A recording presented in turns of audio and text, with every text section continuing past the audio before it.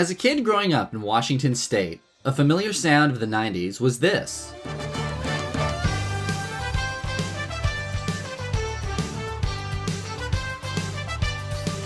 Alex Rodriguez, Randy Johnson, Ken Griffey Jr. The sights and sounds of the Seattle Mariners of the 90s were special, as it felt like we had a legitimate team of all-stars. Baseball and summer were synonymous as far as I was concerned, and that meant Seattle Mariners and, you guessed it, the Game Boy. It didn't hurt that Nintendo of America was located, and still is, in Redmond, Washington, and always had odd connections and tie-ins with the Seattle Mariners, mainly because Nintendo, in an odd partnership, actually purchased 49% ownership of the Seattle Mariners in 1992. Yahoo! This purchase actually helped to save baseball in the city of Seattle when there were talks of moving the Mariners franchise to other cities. Second pitch and catch! Nintendo's title, Baseball, for the Game Boy, released as a launch title in 1989, and held with it the promise of taking the magic of summer, vacations, barbecues, road trips, and transforming it into that 9-inning game of tactics, quick reflexes, rivalries, and pageantry on the go. At least, that was the hope. Okay, Nintendo, give us your fastball of hype for baseball. Its tagline on the cover is, "The bases are loaded and you're at bat. Hardball action for 1 to 2 players." I have played many games of baseball on this cart, and I'll be honest that not once could I get everyone on base. Seems like a little bit of false advertising, if you ask me.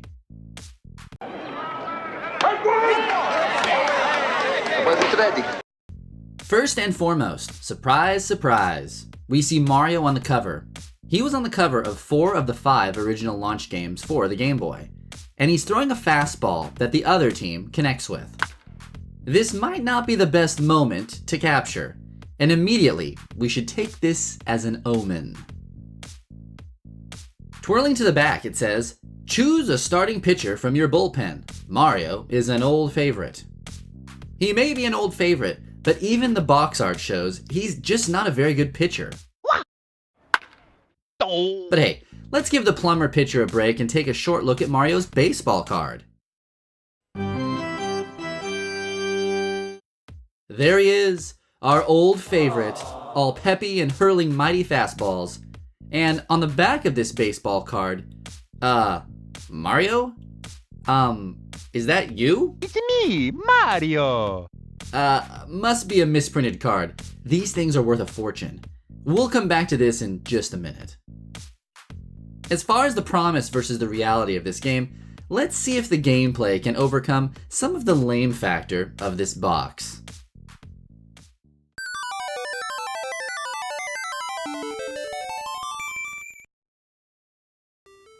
Baseball is simplistic. Super simplistic. You have a 2-player option, the most redeeming part of this package, but if you're playing 1 player against the CPU, it gives you the following list of options. Japan or US mode, USA! which is just names. Background music off or on. The Bears or the Eagles. Who's pitching? And that's it. The game starts off with a riff on the familiar Washington Post March by John Philip Sousa, not the national anthem, and we're off. The HUD displays the current inning, who's pitching, who's batting, outs, balls, strikes, and the current score. On offense, players are able to position themselves within the batter's box to hit the ball in different directions. Hits go foul, fair, or very rarely, home run. When players do strike a hit, if you think they can advance, you can attempt to tap the B button and the D-pad to advance them to the next player base at your peril. The problem with offense is that the hits feel completely random, which is unfortunately a critical part of the gameplay. Defensively, pitchers can move left or right on the mound and pitch at varying speeds, and at varying levels of curve. You cannot hit the batter, even though I swear my players were hit multiple times. Also, while you can control the outfielders in the event of a fly ball, it's best practice to let the CPU control your character, as misjudging distance and position often leads to outfield mistakes.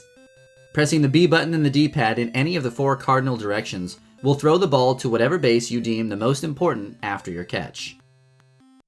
While all of this sounds great in theory, offense to defense, pitching, batting, fielding, everything about baseball feels random. The CPU is so good that even when you get a lead, as I did early in almost all of my games, the CPU hits single after single and just takes the lead.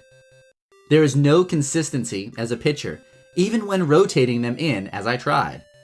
This leads to extremely frustrating gameplay, when tactical pitches lead to singles in the same corner of the field over and over and over. Ugh. What are you doing? I didn't like that one. Adding to that frustration is the batting. As mentioned before, offense feels equally erratic. Just when you think you've got the timing down to hit a single, double, or even home run, that same exact swing will result in an out. This just isn't fun because as soon as you think you've found the sweet spot for your bat, you end up running dry. Because there is no discernible way to find a groove or feel like you're actually doing anything other than making lucky guesses with pitching and batting, baseball really isn't that fun. The graphics are unfortunately one of the biggest strikes in the game. Just take a look at poor Mario. I mean, look at his stellar baseball card. This is pulled directly from the box art. He looks great, right? If I'm to believe Mario is in a game, even a limited Game Boy game, I need to see a basic likeness of him. In Alleyway, for instance, Mario jumps into a spaceship, and it's him. In tennis, Mario is sitting as umpire on his throne, and it obviously is him. In Super Mario Land, Mario's piloting a submarine. Sadly, they could not extend the likeness to the character models here. And here's our mustached man pitching. No mustache. In fact, he might as well be a clone trooper because all of the pitchers look exactly the same. Here he is in his batting glory. As I played him here, I fought valiantly to get a hit for the poor percentage guy. Mario looks exactly the same as Paul, Sam, and even his brother Luigi. In the outfield, the same pixel men are copy and pasted. It is pretty ugly, to be honest, and this was a major missed opportunity. In terms of the music, other than that riff on the patriotic American march, an infuriatingly repetitive background track drones on and on in this game.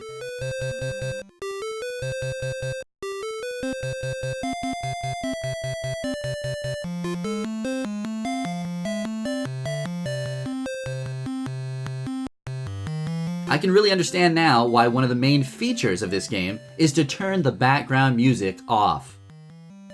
The only cool part is the occasional home run. At least it feels and sounds special.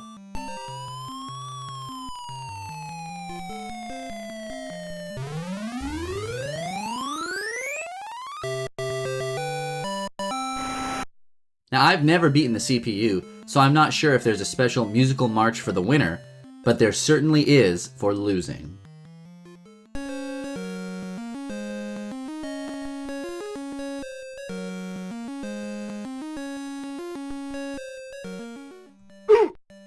This is not all negative here, though.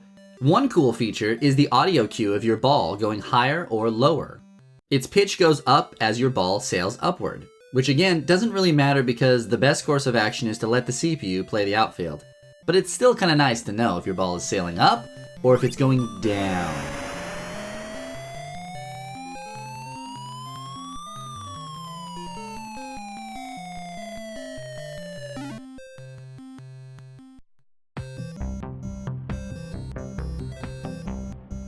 I was never a baseball player growing up, but I loved it because my grandparents loved it. Going to their house and watching Ken Griffey Jr. and Randy Johnson was a treat, and the freedom of summer vacation as a kid played into the hype factor of this game tremendously. However, baseball never seems like anything more than a tech demo with its randomness, its lack of Nintendo charm, and quite honestly, a lack of fun. At least against the CPU. What does it say? Don't give up your day job. This game was one of 3 launch titles that supported the Game Link cable, the 2-player multiplayer adapter for the Game Boy, along with Tetris and Tennis. But because the controls just aren't there against the computer, the fun isn't either. I'm glad that I didn't own this game as a kid. I could see this being way more fun against a human, but I also could not, in good conscience, convince one of my friends to purchase this game. And that, paisanos, is baseball on the Nintendo Game Boy.